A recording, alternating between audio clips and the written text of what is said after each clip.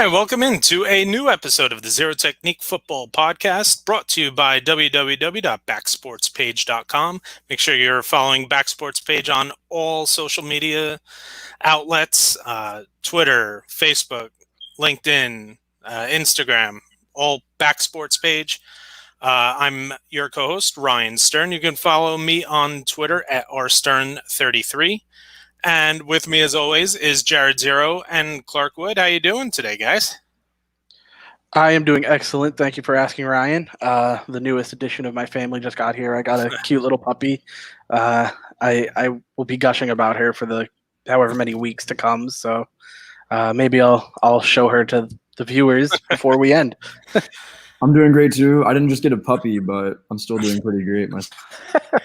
Yeah, I got something a little bit more expensive coming in a couple weeks. 5 weeks from today, we're bringing in baby boy Stern. So you guys have a name picked out yet? We do. Name's going to be Cameron Jeremiah. Oh, we're gonna call him CJ. That's right now. That's the plan, but you never know. I have a daughter that we named Charlotte, and we were all planning on calling her Charlie. That was my wife. She said, "I want to have a girl that I can call her Charlie." She's just not a Charlie. She is definitely not a Charlie. So she's just Charlotte. So right now the plan is CJ, but you never know. Fair enough. Awesome. So we have a great show lined up. We are going to be opening up with the DeSean Jackson social media fiasco. We're going to also be talking about non-playoff teams from 2019 that we think can make the playoffs in 2020, and we will end with the top 5 defensive ends in the NFL right now.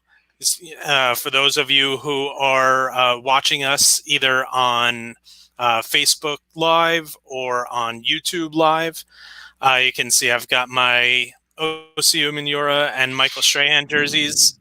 When we get into the top 5 defensive ends, I've got an awesome story about that Strahan jersey. I've got stories about every jersey. It's ridiculous. I've got too many of them. But we will, as I said, we are going to open up the show with the DeSean Jackson social media fiasco. And I'm sure most people who are following this show are aware of the post that DeSean Jackson made earlier in the week. It was a quote that some people have linked to Hitler, but I guess it's been proven that it's not 100% positive that it is. But the fallout is that it was a very anti-Semitic post that he had put out there. He has since deleted, made multiple apologies, and we just don't know what is going to happen from here. Obviously, this is not the first time we've had an issue with the Eagles wide receivers about making posts. It's only a couple of years removed from the Riley Cooper incident. Your initial reaction, guys, when you heard about the post with DeSean Jackson, Jared, we'll open up with you. So it was a little strange for me, mainly because I didn't really I didn't hear about it really, right? Like I saw a couple notifications that he was under fire for something. I saw that there were a couple tweets about how the Eagles were going to handle the situation moving forward, but I never saw the comments that he made. It's kind of like everything happened so quick, and there wasn't a lot of. I don't want to say there wasn't a lot of coverage on it, but it's just like it was like contained as much as possible before it kind of got out of hand. And so for me, I didn't actually get to see the comments. So when I saw that, I was a little bit confused. But then obviously, like I did my own research, and I want to say I was shocked, but I really didn't have an opinion one way or another. Obviously, the comments he made were awful. You shouldn't be saying stuff like that. But it's just I didn't know how to feel about it. You know what I mean? Like I didn't know what to think. Like I know nothing about Deshaun Jackson in terms of the type of person he is off the field. I don't know anything about his personality because when you see him play, he seems just like a very in the moment type of guy, right? He seems like he's just focusing on what's in front of him on the field. So it's kind of hard to gauge that type of personality from him. So I mean, if he was a jerk for his whole life, you could say, "Oh, like typical." He would say something like that. But if he was a super nice dude and he said it, you'd kind of be shocked. So for me, I didn't really have an opinion one way or another. Clark, what were your thoughts when you first heard about everything? Well, my initial reaction, it immediately threw me back to the Riley Cooper incident back in 2014. And so it basically, there's already a precedent that the Eagles organization has set for incidents like this. And if I remember correctly, Cooper was fined like $30,000 or something. He wasn't suspended. But that was 6 years ago. And so is the precedent now that Deshaun Jackson's going to get a contract extension because that's what the Eagles ended up doing with Riley Cooper? The best example right there. But again, it's 6 years later now, and what with like everything like that's going on now, I wouldn't be surprised if the punishments were more severe for Deshaun Jackson than they were for Riley Cooper. Yeah. So obviously, for me, the comments hit home a little harder. I was raised in a dual faith household. My mother's Catholic, my father's Jewish, and so I did know of beliefs from both ends. I married a Jewish woman, and we are raising our kids Jewish. So obviously, it's going to affect me differently than it's going to affect other people, especially the two of you. So obvious, my initial reaction when I had heard it was, this is somebody who has been outspoken about being a supporter of the Black Lives Matter movement. And I guess it's a little discerning because, yes, I know he's focused on the Black Lives Matter, but part of the Black Lives Matter movement is to be treated equally amongst everyone else. So for there to be a comment or a post like this was awfully strange because it's just so far opposite from what a lot of the movement is about. It's about equality. And for him to come out and say something like this, it definitely hit me hard because, listen, the comments, the quote that he had posted, the context behind it is very similar to the comments that are made about about Black people, but that's how we feel about those comments that they're angry about. So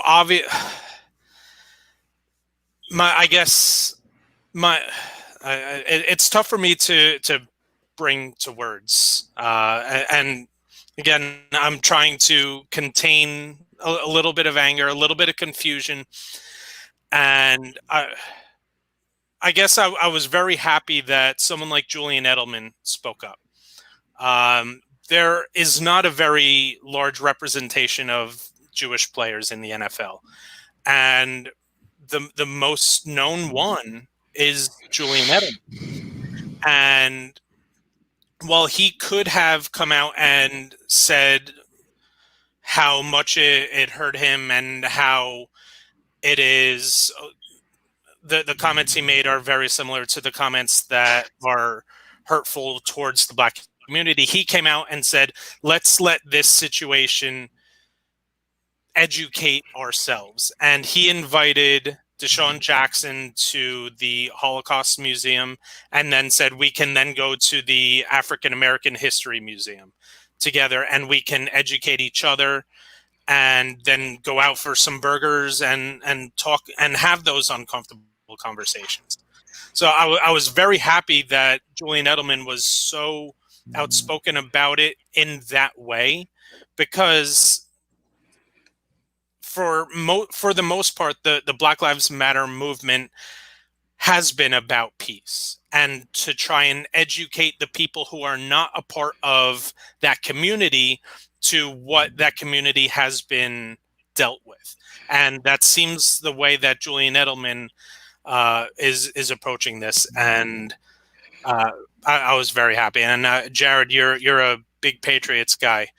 I'm not familiar with the way that Julian Edelman is in the community. Is this par for the course for someone like Edelman about being, I guess, a little bit more outspoken in terms of trying to be a linchpin for the community? So Julian Edelman, he's typically very involved in the community, but he does a lot more of, I guess you could say, under the radar type of stuff. More so that he just does it on his own time. He doesn't really, you don't hear about the big events that he hosts like some of the other athletes who are involved in their communities, but you always do hear stories about him helping out at kids' hospitals or really whatever it is that he's doing.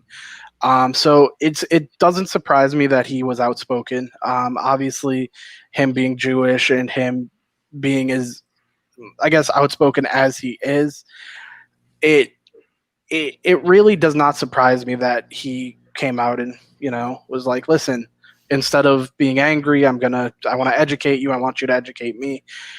Because he's always been that kind of give and take type of person. He was never a one-way type of guy, whether it's on the field, off the field. So I have a lot of respect for Julian Edelman. Obviously, I always have, being a Patriots fan, but I am really glad that, a lot of people in a situation like this will demonize somebody for what they say, what they do. And we especially live in a time where cancel culture is so prominent that it takes one slip up and you can be done. And so with Deshaun Jackson, I think it's nice seeing that, sure, what he said is truly messed up. And like you said, Ryan, I'm not going to ever understand what you're feeling, what someone like Julian Edelman's feeling. But it's nice to see that somebody from that background, somebody who does have those beliefs, are able to say, you know what, listen, you're just uneducated. You don't know. I want to take the opportunity to teach you. So I really do have to give Edelman credit. So it's not as shocking as one might think. Clark, what was your reaction to the Julian Edelman response? I thought it was really positive. Like that's like responses like that, instead of somebody getting angry and posting an angry social media video in response to that. The responses like Julian Edelman gave are exactly what we need in order to move society forward. And I thought he couldn't have handled it any better. Yeah, so I mean, I'm glad that Edelman, like I said, that he really stepped up and is trying to make a positive out of this whole negative. Now, the next thing we have to wonder about is something that Clark brought up. What are the fallouts going to be? How is Deshaun Jackson going to be disciplined, if at all? We've already seen, and last year, the Eagles wide receiver core was hit really hard in terms of injuries, and by the end of the season, they were bringing in former quarterbacks to play wide receiver. And we've already heard that Alshon Jeffrey is not going to be ready for the start of the season, and he's not one you can necessarily count on to be the picture of health over the course of a season anyway. Now you have Deshaun Jackson, and if there is any potential ramifications from this where he is suspended at all, they're now looking at the possibility of having their number one receiver be a rookie in Jalen Reagor. And this is a team, again, they won the division last year. They have one of the better defenses around. They have maybe the best defensive line, at least one of the top 5 defensive lines in the game. Fletcher Cox just continues to be one of the more underrated or untalked about players in the league.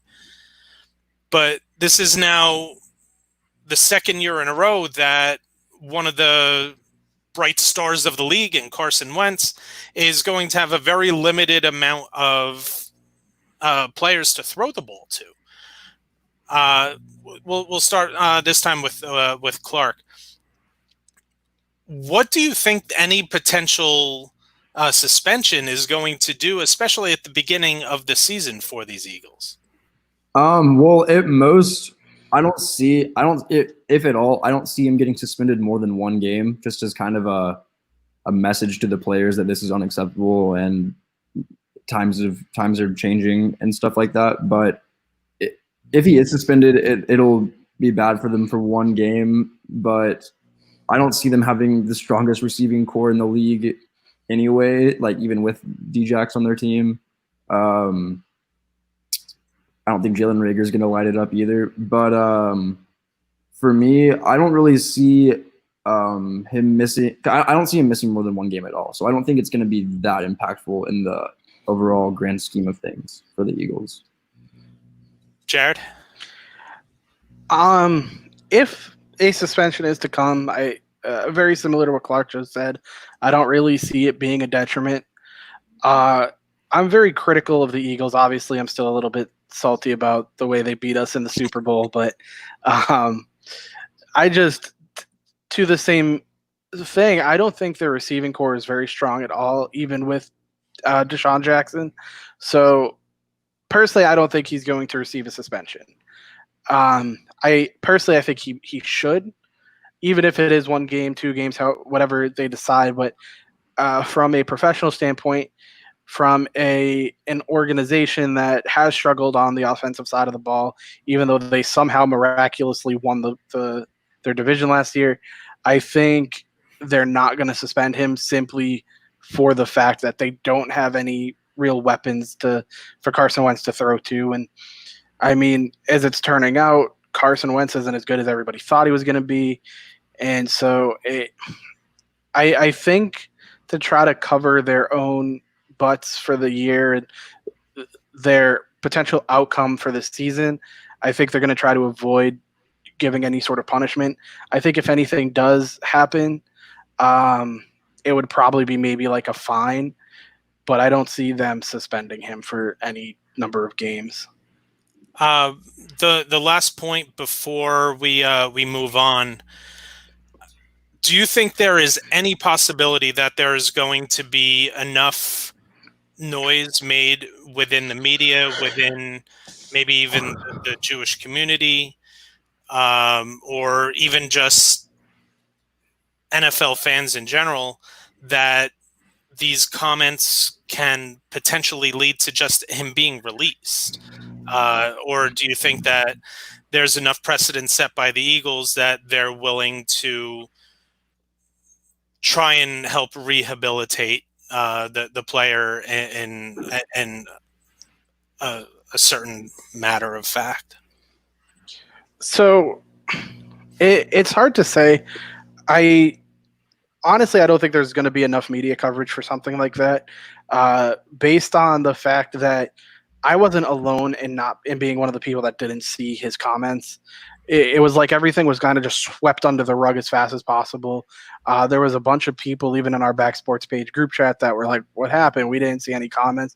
And a lot of people didn't even hear about it that I talked to. So it's just kind of one of those things that we know it happened, but we don't know exactly what happened. I mean, obviously we could do our research, we could figure it out, but in the moment, it kind of just got pushed to the side so fast that I think because of that, there's not going to be enough media coverage. I do believe that if the Jewish community felt strongly enough about doing so, they could potentially make enough noise to get him released. But I think the Eagles are gonna try their best to play it off as a rehabilitating the player, like you mentioned, Ryan, before they release him. But I think even if that's how they kind of paint that picture, I think they're willing to take the heat of saying, oh, like, how can you support that player?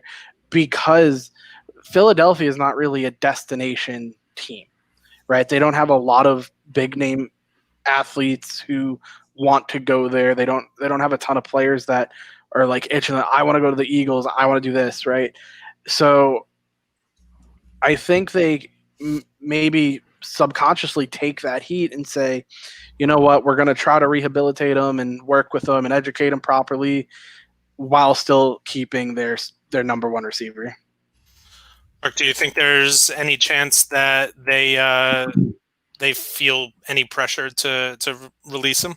Well, another interesting aspect of all of this is that the team owner, Jeffrey Lurie, and the GM, Howie Roseman, are both Jewish. Yep. So I think what it creates a perfect opportunity for them to educate DeSean Jackson about just everything wrong that he's said. And I don't think they're going to release him or anything like that. But I don't think the media has given it enough coverage for people to create a firestorm of hate towards the Eagles for keeping him.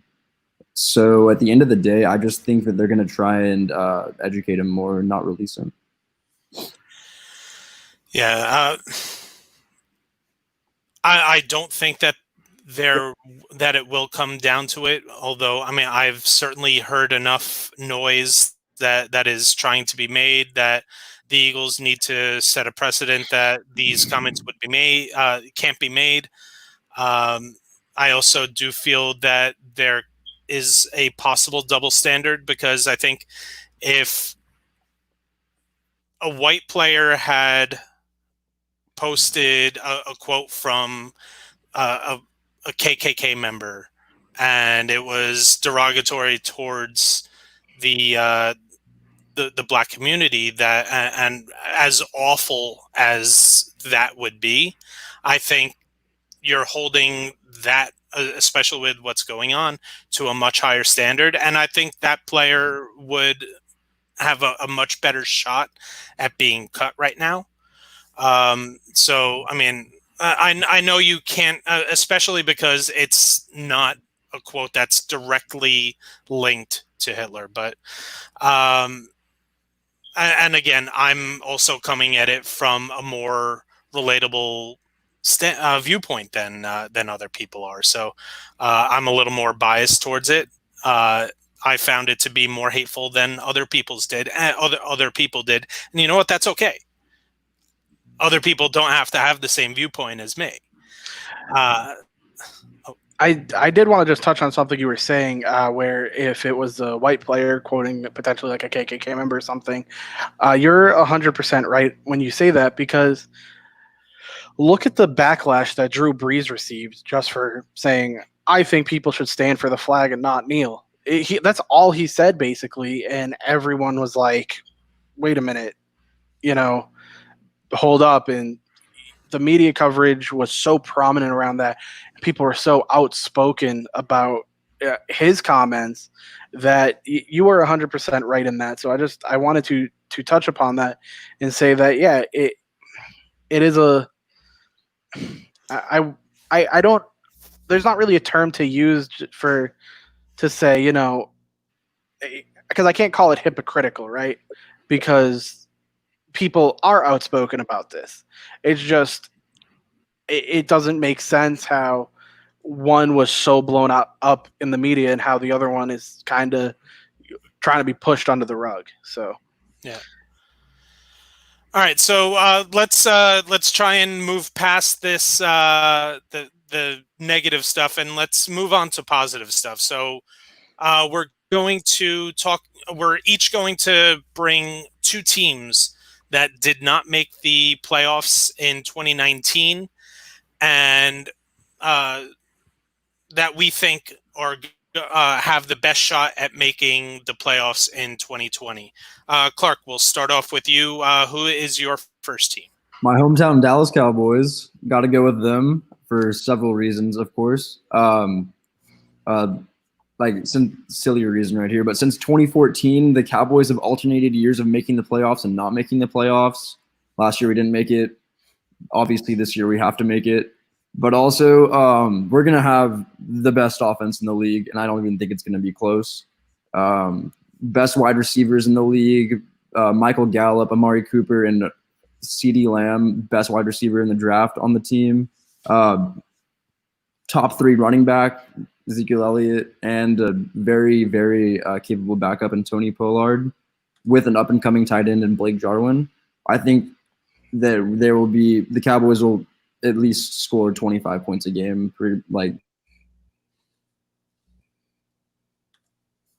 And Mike McCarthy, of course. Coach Clapp is gone. Thank the Lord. And I can't wait for to see how Mike McCarthy impacts Dak Prescott, because McCarthy was integral in the growth of Aaron Rodgers as a quarterback. And I just hope that some of that magic can rub off on Dak. And the defense vastly underperformed, like greatly underperformed last year. So I think all the cards are going to be in favor of Dallas this next season. Jared, who's your first team? It should be pretty obvious, but it's the Tampa Bay Buccaneers. We talked about this a few weeks ago, where I was saying the team went 7-9 with a quarterback who went 30 touchdowns, 30 interceptions, and Jameis Winston. They have one of the best wide receiver cores in the league, if not potentially the best, between Chris Godwin, Michael Evans, and then you put Tom Brady, the greatest quarterback of all time, with there. You put Rob Gronkowski, OJ Howard. I think that team comes together.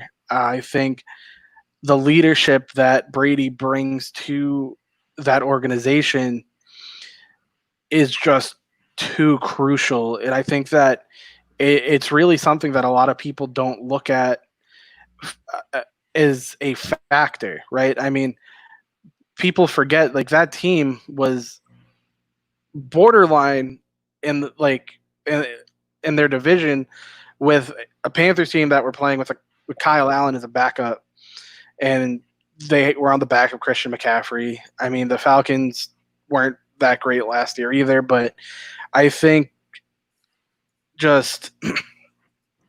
I really think the leadership that Brady brings is something that is being overlooked by a lot of people. I think being able to settle everybody down and say, look, this is how we're doing it. This is just how it's going to be. I think that culture changes. I think that goes a long way, especially when you have a young core like the Bucs do with that type of talent. I don't see how really any team can compete with that. So my first team is going to be a team that I am real bullish on. A team that has had a lot of playoff hopes and even Super Bowl hopes going into training camp last year. And then I think it was either week 2 or week 3 of preseason, we get the shocking news that their quarterback is retiring. That's the Indianapolis Colts. They were going to be one of my favorites in the 2019 season before Andrew Luck decided to hang him up. And Jacoby Brissett he could not provide enough consistency at that position. They bring in Phillip Rivers, and Phillip Rivers at this point of his career is not Andrew Luck, but I don't think they necessarily need him to be Andrew Luck. If he can be slightly better than he was over the past year or two with the Chargers, I think he has in terms of weapons, maybe better, maybe around the same. But you look at, you have T.Y. Hilton, who I think you can say is very comparable to Keenan Allen. You have Michael Pittman Jr., the rookie out of USC, who most people's comps towards him was Mike Williams, his wide receiver with the Chargers. They do have Paris Campbell, their second-round pick from last year. And they've got a three-headed backfield that I think is one of the better backfields in the entire league. You got rookie Jonathan Taylor, who is I loved him. He was my number one running back in the draft this year. Thought that he could, if he landed in the right spot, could be a potential rookie of the year candidate. I don't know if he necessarily can do that because I think they're going to give enough touches to Marlon Mack and Nyheim Hines. And then they have one of the best, if not the best, offensive line in the entire league. They have, in my opinion, the best offensive lineman in the league with Quentin Nelson. I love watching highlights of Quentin Nelson. He's just so mean and nasty, and nobody as big as he is should be able to move the way that he does. And they've got a real up-and-coming defense. Darius Leonard is the linebacker that nobody talks about that they should. They trade for DeForest Buckner. Hey, this is a team that I picked to win the division. So obviously, I think that they're going to go from non-playoff team to playoff team. But I think this is a team that could potentially go deep into the playoffs. You know something, Ryan? You always say you're a Giants fan, but I'm starting to question you. I'm starting to think you're a Colts fan. Hey, to be honest, if I had to root, hey, I'm a Manning fan. I love the Mannings. So obviously we know that Peyton was the general there for so long. Yeah. They're not my. I am still a Giants fan, but the Colts are definitely give me a lot more optimism than the Giants do right now. I totally get that. Clark, who is your second team? All right, this is a little bit of a sleeper out here, but I'm going to go with the Atlanta Falcons. Now, I know that their defense is just atrocious, and if they make the playoffs, they're probably not going to do anything in the playoffs, but I think that they could slip into the wild card in the NFC potentially, and that's because of their offense. They're going to be starting 10 out of their 11 positions on offense are going to be first-round draft picks, with the exception, I think, the left guard. But Calvin Ridley and Julio Jones, very deadly wide receiver duo, and they add Laquan Treadwell, who, while he did not perform very well in Minnesota, and mentor like Julio Jones to help him out. They also got Todd Gurley. We'll see how that works out. But I think if all the cylinders click, then I think they could definitely make some noise in the NFC, potentially slip into the wild card. Jared, who you got for your second team? So my second team is a team I've kind of been in their corner since last year, and I'm going to go with the Cleveland Browns. Obviously, Baker Mayfield did not live up to expectations like everyone thought he was going to, which is okay. You see that a lot with young quarterbacks who are trying to find their rhythm. I mean, in a team that kind of drastically changed overnight to what it is now. I mean, you have Baker Mayfield who's going to come out ready to prove himself, right? Because he has a lot of people who doubt him. So he is similar to Cam Newton in New England. I mean, there's just so many people who doubt Baker that he's going to want to come out with a vengeance and say, look, this is really what I'm capable of. Same thing with Odell Beckham Jr. He had an off year, and I think he has something he wants to prove as well. I mean, people were saying on Twitter, "Oh, he's going to wind up in New England," and he answered one fan saying, "I still have business in the land." Uh, I think he really just wants to prove his worth because, again, uh, that motivation, that drive to say, "Yeah, you may not respect me right now, or you may not think I'm good anymore, whatever that might be." But that drive is crucial to an athlete, especially somebody like an Odell Beckham Jr., who is extremely competitive. Jarvis Landry, he got surgery on his hip over the offseason. I think that's going to be huge if he's healthy, and those are two dangerous weapons right there. Nick Chubb in the backfield, in my opinion, he's a top 10 running back. So I really think that the Browns can piece it all together, and I think they can get there. I don't know. I don't think they're obviously going to be winning their division anytime soon, but I do see them as a wild card team. But I do think they can make the playoffs. People are going to come out. They're going to want to prove themselves. I think now that they kind of got that taste of, well, I want to be the top dog. No, I want to be the top dog mentality. It didn't work where like OBJ is like, I want to be the guy, and Baker's like, I want to be the guy. And so I think they're going to realize that wasn't working. We're a team. This team effort. We got to go out there and prove, hey, we're good. And I think that's going to really motivate them. So with the Browns, obviously they had one major flaw that they needed to fix, and that was the offensive line. And I think they did a terrific job.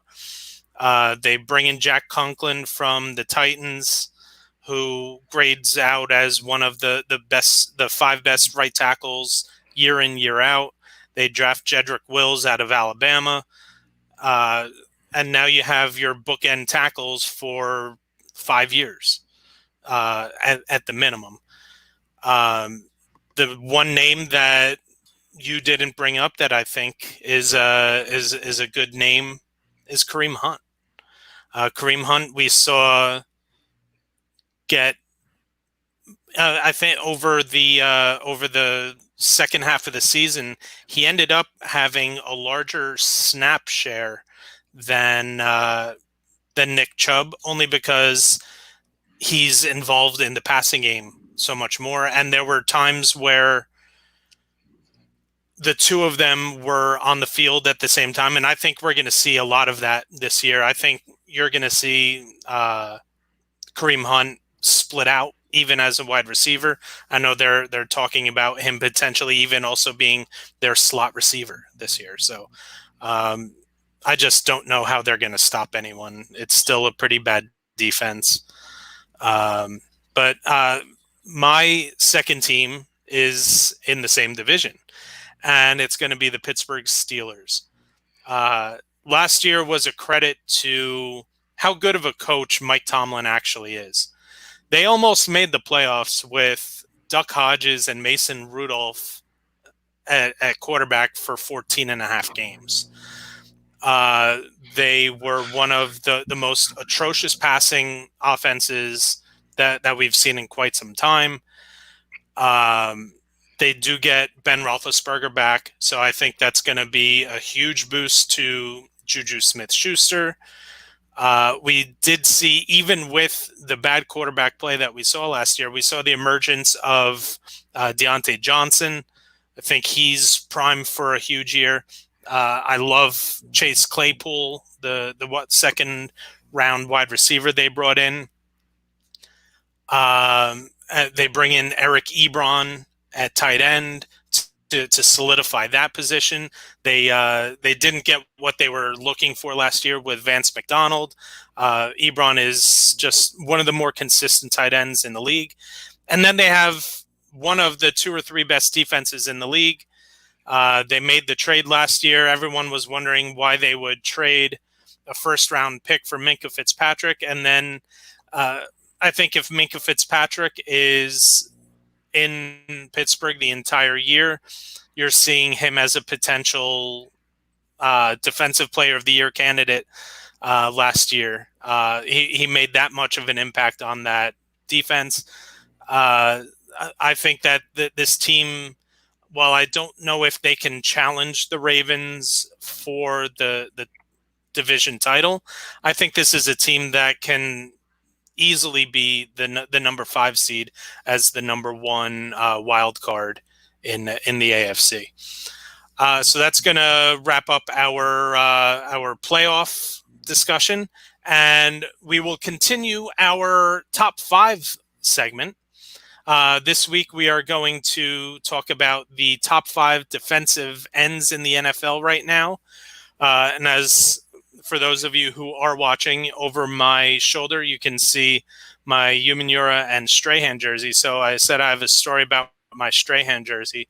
And again, it's tough to see, but that is autographed by Michael Strahan. I had won tickets when he was doing the live with Kelly and Michael, the daytime talk show. I had won tickets to go see it. They had said in the thing, no articles of clothing that have any logos will be allowed.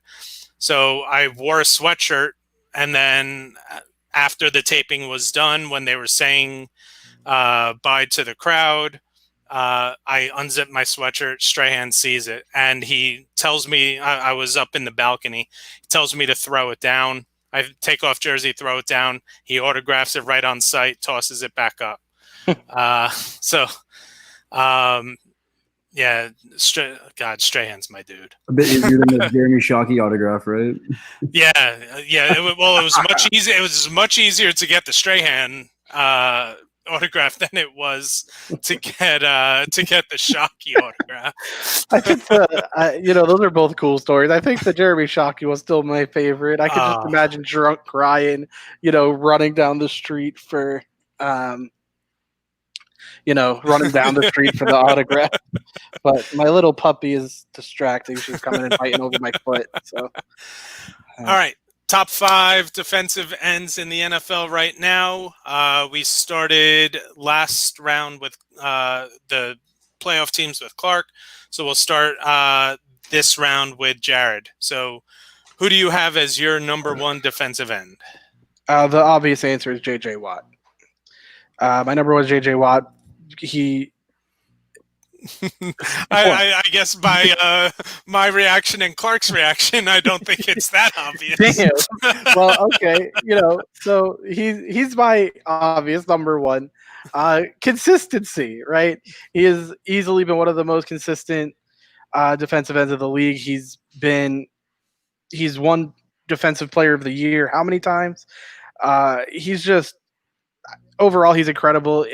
It's like whenever you play against the Texans, you see teams literally change their entire schemes just based off of him alone, right? You saw it when he was injured this past season, or the few games, however many games he missed, where teams were playing. It almost looks different when you watch a team play them once with J.J. Watt and once without them. So I'd go with J.J. Watt, just the amount of pressure he puts on other offenses. I mean, you guys can laugh at me all you want. I don't care. I don't think it's necessarily a bad pick. I don't think it's as obvious as you would make it seem. Clark, who you got number 1? I got fellow Aggie Myles Garrett as my number 1 spot. He's gonna be he's my Defensive Player of the Year pick this year. He only played 10 games last year, for obvious reasons with the old Mason Rudolph incident. But I mean, if you were just going to try and build the most perfect looking defensive end in a lab, it would probably look like Myles Garrett. I mean, he's 6'4", runs a 4.6 40, and he's just massive. He had 10 sacks last year, 10 games. Also,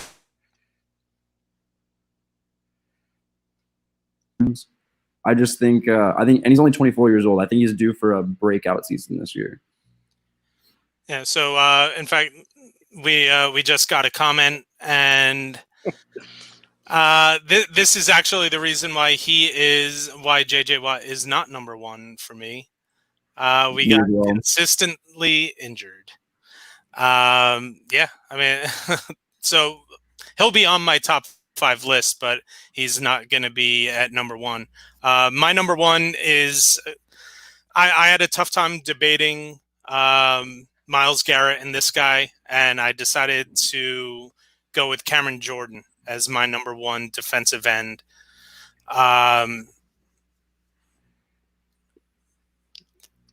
Mainly because of his all-around play. Not only, I mean, the dude got 15 and a half sacks last year on a team where their defense just took a really big step forward, and him being able to just go out and do what he does instead of needing to be the only factor on the defense. They were able to bring in other pieces, but they let him do what he does last year. But not only that, but you generally don't see someone who generates as much pressure on the quarterback and as many sacks as Cameron Jordan does be so efficient in the run game. Tackles for loss, total tackles, you just don't see the numbers that he puts up. I mean, he had 53 tackles, 83 total pressures, 31 total tackles. Tackles for loss. So including the sacks, he still had another 16 tackles behind the line of scrimmage. He's my consistency factor. I love Cameron Jordan. Jared, who you got number 2? So my number 2, I'm actually going to agree with you, is Cam Jordan. Just you kind of hit the nail on the head with everything you mentioned. He's very consistent. He's fun to watch. It's not often you get a defensive, or it's not often you see a player that's not a wide receiver or running back be exciting to really watch. You know what I mean? Like, more often than not, especially for casual football fans, you see it's wide receivers, it's those running backs, it's the Lamar Jacksons of the league that really bring that excitement factor. But Cam Jordan, for me, is so much fun to watch. His game is so, his motions are so fluid. He's just consistent. Consistency is a good word for him. So, did either of you watch the show The League? No. No. I did, though. Oh, it was one of the few shows that I had to watch live every week. It was just the best. And one of the storylines that they had was one of the characters was very, very full of himself. And he said that he knew everyone in the league. And so they were actually interacting at a party with Cameron Jordan and Jordan Cameron, the former Browns tight end. And they were asking him which one was who, and he couldn't tell you which one was Cameron Jordan, which one was Jordan Cameron. And Cameron Jordan was actually hysterical in the scene. That's another reason why I like him so much. I think he's just really relatable as a human, and a really good dude when you see the amount of work he does in the community. Clark, who you have at number 2? I also have Cameron Jordan at my number 2. I mean, I think he's probably one of, if not the most well-rounded defensive ends in the league, definitely. He's the heart and soul of the New Orleans defense. And y'all pretty much covered everything that I wanted to say about him. But yeah, he's my number 2. Yeah, Myles Garrett is my number 2. There would have been a good chance that he would have been number 1 had it not been for the incident that we saw at the end of the year last year, where he ripped Mason Rudolph's helmet off of him and decided to beat him with it. Mason Rudolph started it. Just saying. Move. It wasn't a good look, but you can't deny the impact that he can bring to any play. Anytime a defensive end can average a sack a game, again, sometimes you think about it and you're like, oh, he's only getting a sack a game. A sack a game pace puts you in the Hall of Fame. If you can average 16 sacks a year, you're going to the Hall of Fame. There's no doubt about it. So he's been able to do that the last 2 years. He had the 10 sacks in 10 games last year. And he's much better in the run game than I think people give him credit for. If he can get his head straight, he can easily be number one on this list for me next year. Jared, you're up, number 3. My number 3 is Joey Bosa. Joey Bosa he's been in the league 4 years now. He already has 40 sacks to his name. He had 10.5 his first year, 12.5 his second year. In 2018, he was injured and he still had 5.5 sacks. And then in last year, he had 11.5. I mean, Joey Bosa, just the pressure he puts on the quarterback every single season, in and out, is just incredible. Like you were just saying, if you're able to average a sack a game, you're going to the Hall of Fame. Obviously, he's not at 16, but I mean, for 3 out of 4 years, being able to put up more than 10, I think that's crazy good. So Joey Bosa is my number 3. Jordan. His younger brother Nick might have gotten more press this year, but that's just probably because Nick was on the 49ers and Joey was on the Chargers. Teams were very different in their records this year. But what a thing that's overlooked about Joey Bosa is his ability to stop the run. He stopped 34 running plays last year, which was the most by any defensive lineman. So that's a crazy stat for a defensive end, in my opinion. And I don't think we've seen the best of him yet, and he definitely could rise on this list. My number 3 guy is someone who I don't think gets nearly as enough publicity as he should. It's Danielle Hunter from the Minnesota Vikings. Again, 88 total pressures, 14.5 sacks, 70 tackles. Here's another guy who's just so well-rounded while being able to still get after the quarterback. I think he gets lost in the overall defense that the Minnesota Vikings have. They're stacked with really good defensive players. So I think he gets lost in the fray that way. But hey, you cannot deny the amount of pressure that he's able to put on the quarterback week in, week out. So he's my number 3. Jared, who you got number 4? Chandler Jones. Chandler Jones had 19 sacks last year. 19. 13 the year before, 17 the year before that. If we're talking about a consistent rise as your career goes on, I mean, he started out with 6, went to 11.5 his second year, went back down to 6, then 12.5, and now he's averaging almost not 19 sacks in 1 year is unheard of. He does not get enough coverage because he's in Arizona. You know what? It is heard of. Just ask number 92. Okay. Well, listen. No, but that is just an insane statistic, right? It's not common, we'll say.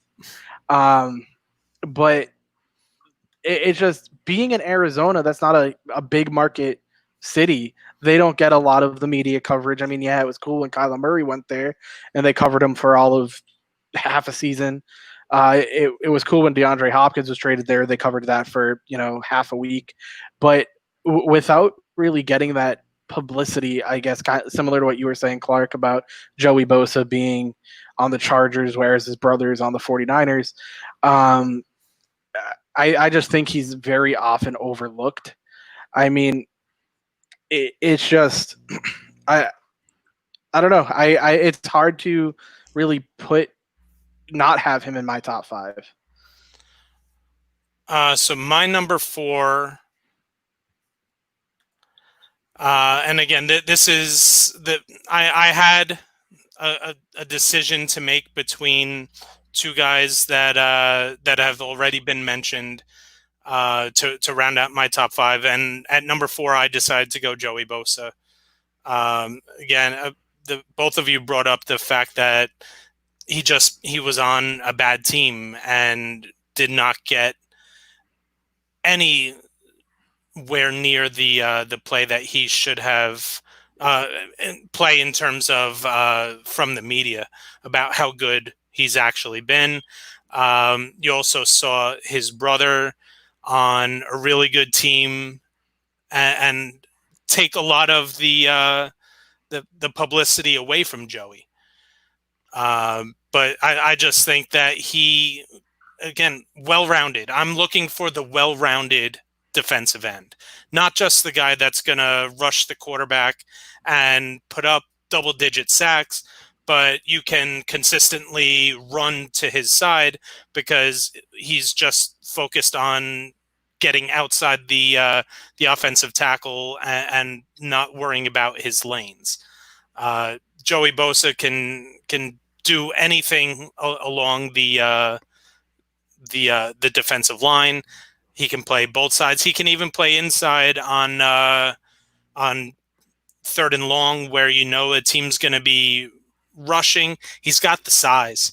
So yeah, Joey Bosa is going to be my number 4. Who you got rounding out your top 5, Jared? My number 4, I think we skipped me, by the way. Oh, I thought you were saying Joey Bosa. Oh, that was my number 3. What? Oh, sorry. Okay. Yeah. Okay. No. Sorry. I think my Wi-Fi kind of messed up right there. But my number 4 is J.J. Watt. I mean, it's hard to put a defensive end in your top 3 when he's consistently missing 5, 6, 7, 8 games a year. When he's healthy, he's definitely up there. Last year, in 3 of the 8 games he played, he totaled 10 or more pressures, which is ridiculous. But it's just hard to rank him that high when he's so consistently hurt, and he's not getting any younger. Is the sad part. But yeah, Jared covered him pretty well. So that's my piece on JJ. All right. So now back to Jared for number 5. So my number 5, I'd be a fool if I didn't say Myles Garrett. You guys basically covered him. For his size, his speed, his athleticism, his numbers, he's just incredible.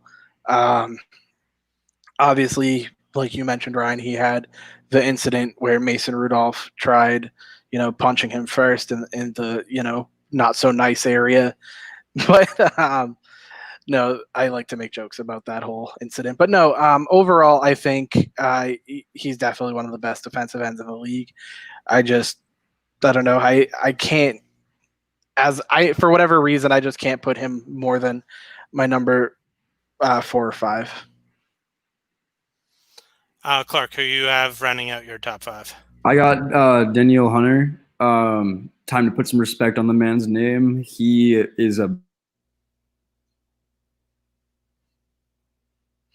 Everson Griffith, but like at the end of the day, that he's still a beast. He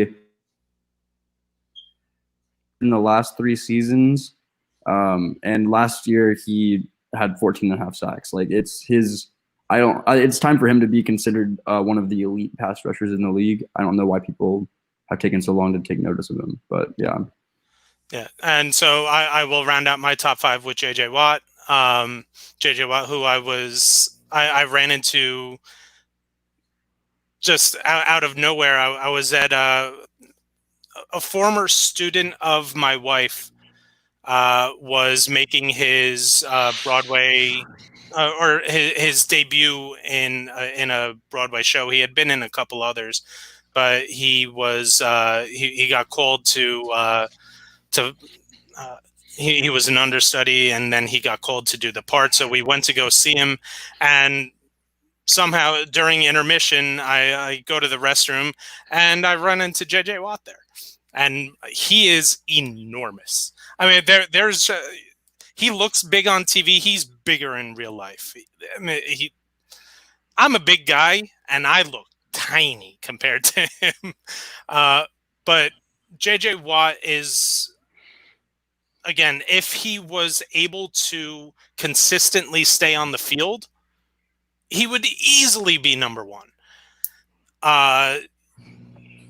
You just don't know where he's going to play on any down.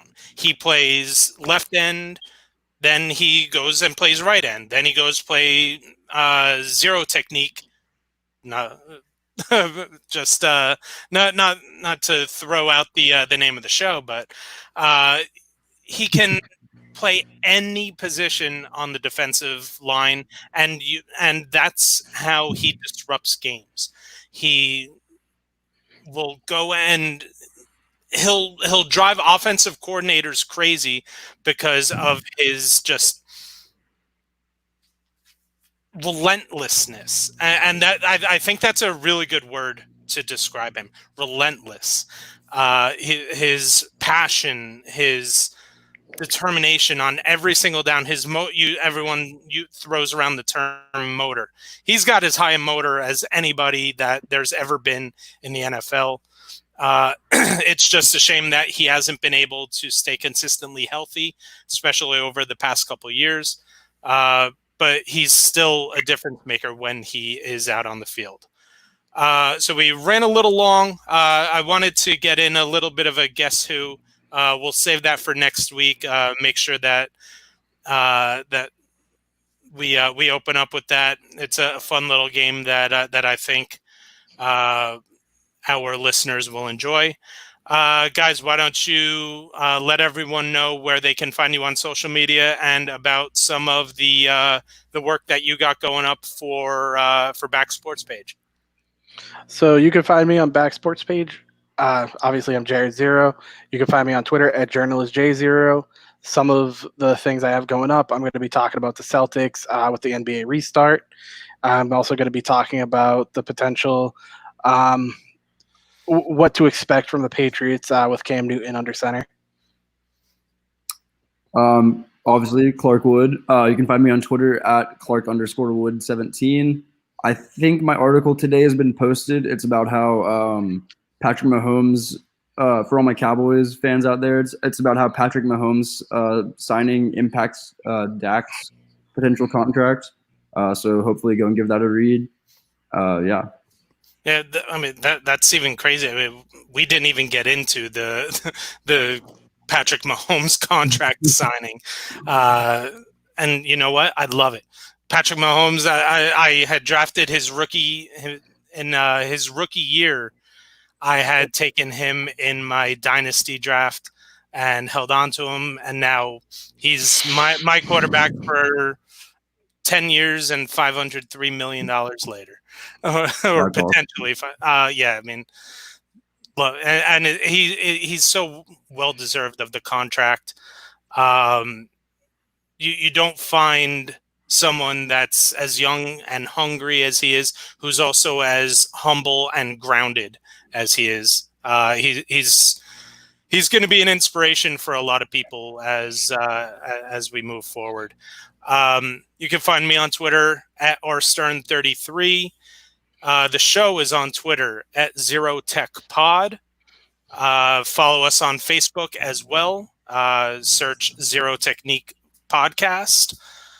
And I will be having some NHL Return to Play articles going up.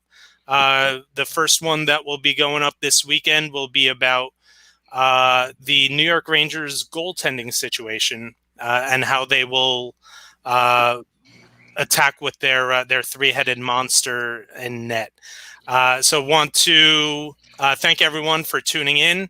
Again, make sure you're subscribing on YouTube, Back Sports Page. Subscribe to the podcasts on Apple Podcasts and all other major podcast platforms. Just make sure you're searching the Zero Technique Football Podcast. And until we meet again next week, guys, have a great week. Looking forward to the next show. You as well, Ryan. Absolutely.